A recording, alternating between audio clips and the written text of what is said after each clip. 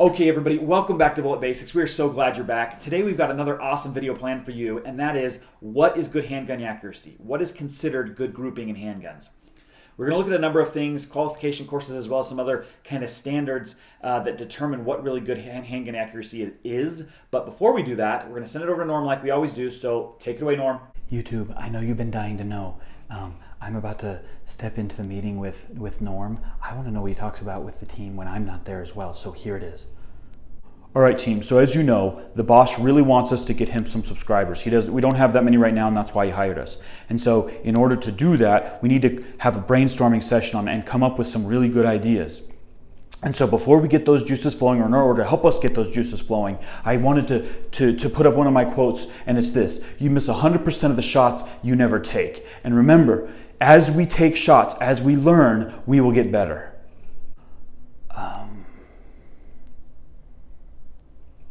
Okay, so as I said before, really it depends on how you're defining good handgun accuracy and what you're trying to accomplish. So if you are just trying to accomplish, hey, I want to put all of the bullets right through the center of the target, that's really what I'm looking for, then really if you're just, pulling up to the range, putting your hands out and just slowly squeezing off the trigger, you should be able to be pretty dang accurate at 3, 5, 7, 10, 25 yards really.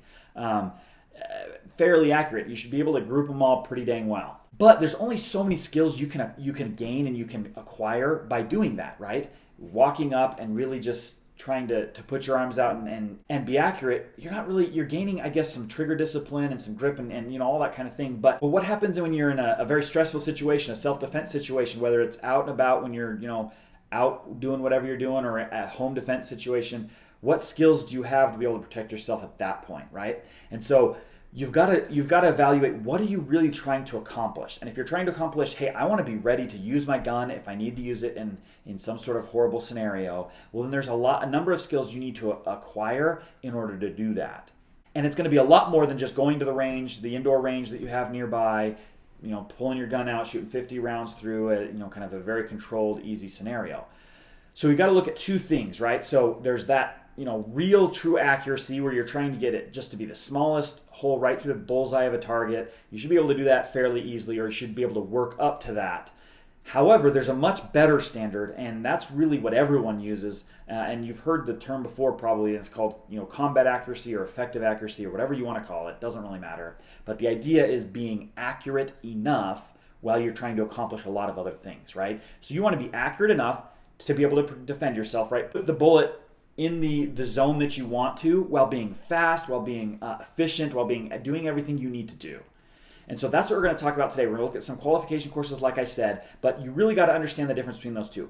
If you look at anyone in the military, anyone in law enforcement, all of the qualification tests there really are just about being accurate enough. And so what we're going to define as what is good grouping in handguns may be different than what you're looking for. It may not be what you're looking for. If you're looking for something else, that's fine. Define it however you want to.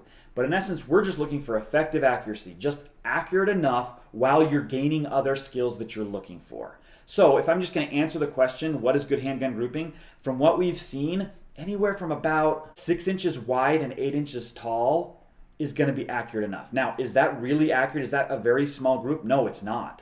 But it's accurate enough for a self-defense scenario, and that's usually what we're training with guns for. If you're wanting to be way more accurate than that for something else, by all means, become more accurate than that. But the 6 inch across by 8 inch long or 8 inch tall grouping is really kind of the smallest of anything we looked at. Okay, so before we get into the qualification tests, and then what I would consider better than the qualification tests, kind of a better standard than qualification tests, we need to talk about factors that influence how easy it is to be accurate when you're shooting, right? Whether that's really pinpoint accuracy or effective combat accuracy, whatever. There are a couple things, and more than these, but there are 3 major things that I would kind of define as huge factors that will determine how accurate you're going to be. The first one, obviously, is distance to the target. The further the target gets away, with handguns especially, the further the target gets away from you, the harder it's going to be accurate, right? It just is simple. It's just physically how it works. The second thing would be obviously the gun type. Full-size kind of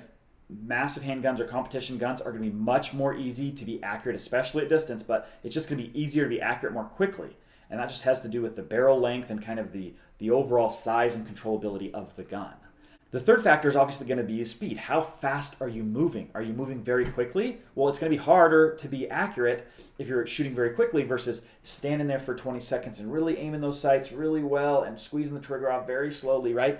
All of those things, right? There are more than that, but those are kind of three major things that are going to affect how accurate you're going to be. If you can get good at all of those types of things, then you're going to be in a good situation. So let's get to it. We're going to look at really three different qualification courses. We're not going to go into kind of every little thing that has to do with it, but we are going to talk about the targets that they use, and I'll put them up on the screen so you can see them. The first one is the FBI qualification course. Now, in our research, we found a number of different qualification courses for the FBI as far as they update it every once in a while. So this may be outdated, this may be inaccurate, but we do know that they use the QIT 99 target. And that is a target that's really interesting because the FBI, when they're doing their qualification courses, right, in order for them to carry a handgun, they need to qualify every so often. And they need to be able to qualify in a number of ways at 3 yards, 5 yards, 7 yards, 15 yards, and 25 yards. So they need to be able to shoot out to 25 yards, and they need to be able to do it quickly because there's always time restraints, there's drawing restraints. In essence, what they're doing is they're shooting 50 rounds, and they have to make them all within that target. If you can see that kind of that bottle shape, they all have to fit within that bottle shape. And that bottle shape, just so you know, is 26 inches from top to bottom and only 6 inches across. Hey you guys, I am on vacation, as you can see behind me, different setting. And so as I was editing the video, I realized that I didn't actually explain the target very well for the QIT 99. It's 6 inches across on the head, but it does taper out to 12 inches across the chest. So whenever I say 6 inches across, really I'm talking about the head, but really it tapers out to the 12 inches in total width of the QIT 99 target.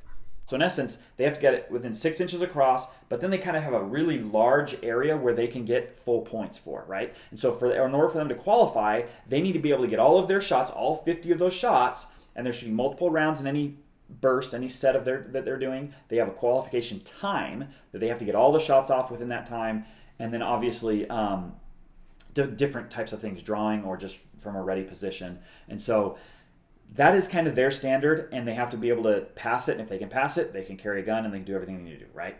So that's kind of a standard to be able to look at and say, okay, so if that's accurate enough for them to be able to carry a gun and to be a law enforcement officer, that's something we should look at. Okay, so let's look at the Air Marshal qualification course, and this is just one I found on the internet as well.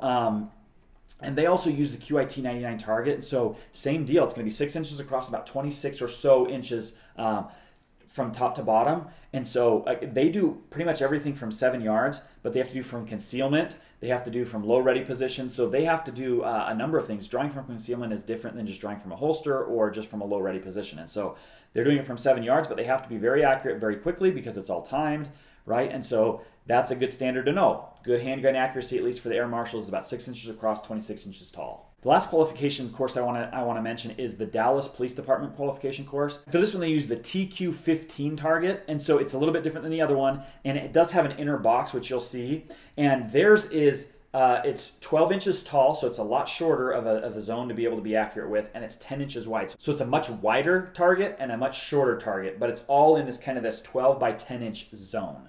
And if they can get all their shots in there, they get full points, all that kind of thing. And so that's all they're looking for, right? And for them, they have to draw from a holster, I think, for every single one. And there's always a time constraint, and they have to shoot at multiple targets. And so they just need to be accurate enough. And that's kind of the theme we're seeing in these types of qualification courses is, look, you need to be accurate enough, and you need to do it very quickly. So you need to develop the skills to be quick and accurate enough. And that's really all they're looking for. Okay, but there, as I said before, there's a major problem with qualification courses. What qualification courses, by their very nature, is that you're getting a minimum standard to be able to complete the activity, right? To be an agent or to be a police officer, right? This is the minimum acceptable standard. Well, that doesn't mean that you're excellent. It just means you're just good enough. So we need to look at something else for the excellent standard. And what I would say, and by the way, this isn't my idea. Somebody else wrote something on this, and I read it a while back and really like it, and I totally agree. So we need to look at an excellence standard. Where can we look for an excellence standard? And what I would say, and what he argued as well, is that you would look at competition shooters, right? Now, obviously, competition shooters aren't in the real world. They're not in dangerous situations, and so it's not perfect. But what it is doing is finding us a much better standard because, one, the accuracy standards are much more strict. You have to hit in much smaller zones, and we'll talk about that here in a second.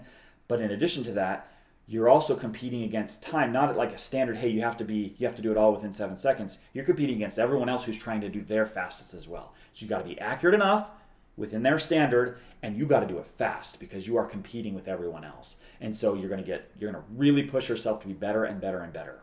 So let's look at the first one, USPSA or IPSC, right?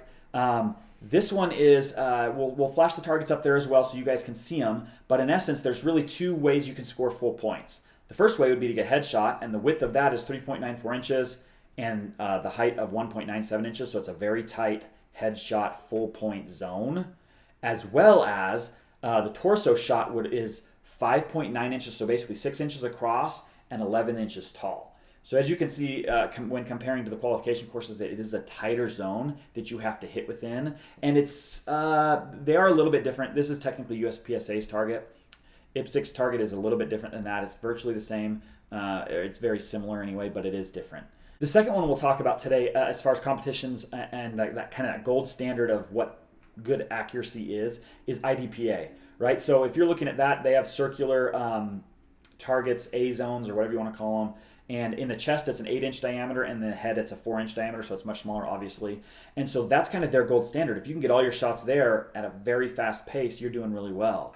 And so remember, we're talking about accurate enough. We don't care, at least in our definition of what good handgun grouping is, right? We're not going to say, oh, it needs to be all within an inch or all within 2 inches of each other. Really, it's all how fast can you push yourself, how far can you push yourself, how good can you get under stress, under whatever it is, and still keep them all within these types of zones, right? At least in IDPA, it's 8 inches in that diameter or 4 inches on the head, right? I think that these are just such better representations of what kind of the gold standard, what good handgun grouping is, because you're going to be pushing yourself as fast as you can. Not, hey, you have to do it within this certain time period that, 10 seconds to do it. It's how fast can you push yourself and still be accurate enough. And that's what I think the overall principle that we're trying to get across, that you guys, I think the way you guys should be thinking is that how fast can I, find the standard, whatever standard you want to use, and there's a million others you could use. You can use the qualification courses for the FBI, their target, or whatever. But I think these are kind of the USPSA and the IDPA are kind of the gold standard as far as if you want to be as accurate as you can, as fast as you can, these would be the ones to use. So just to repeat really quickly here, the USPSA is 11 inches tall and 6 inches wide on the chest. The headshot is 4 inches, almost 3.94 inches wide, and 1.97 are basically 2 inches tall. And so that would be a great standard to use, as well as the IDPA, which is, like I said, 4-inch diameter circle here and an 8-inch diameter circle here. Use that as long as you're keeping your shots all within that zone. Push yourself faster. Use a timer. Go to a different environment. Go outside. Go inside. Draw from a holster as long as the range allows it if you're at a range. Do everything you can to push yourself. Get a shot timer. Use everything you can to be better, faster, more efficient in order to protect yourself and your family, right? And not put yourselves in danger while doing it. So I hope that makes sense. Be accurate enough, but push yourself. You want to gain skills. You want to put yourself in scenarios you've never been in. Basically, you just want to find where you're not good, where you kind of lack, push yourself a little faster, see where you start to fall apart. Are you pulling the trigger incorrectly? Is your grip bad? Are you standing weird, right? Just push yourself, gain skills, be better. So just in case you were wondering, where we came up with our 6 inches wide, 8 inches tall kind of recommendation comes from the mix between the USPSA and the IDPA. The smallest dimension of width between the two is 6 inches, 5.9 inches. And the smallest height dimension is 8 inches by the IDPA. And so we're just taking 6 inches by 8 inches, and that is where we're saying, hey, that seems to be accurate enough. It definitely for all the qualification courses is accurate enough. And then for the competition courses, that would be accurate enough. And so take that number, 6 inches across, 8 inches tall. That tends to be accurate enough. Try to keep all your shots within that zone and push yourself faster. We hope this was good information, you guys. Like, subscribe, comment down below. We really do appreciate it. Show support for us and show support for everybody in the gun community here on YouTube. We love you guys. We'll see you in the next video.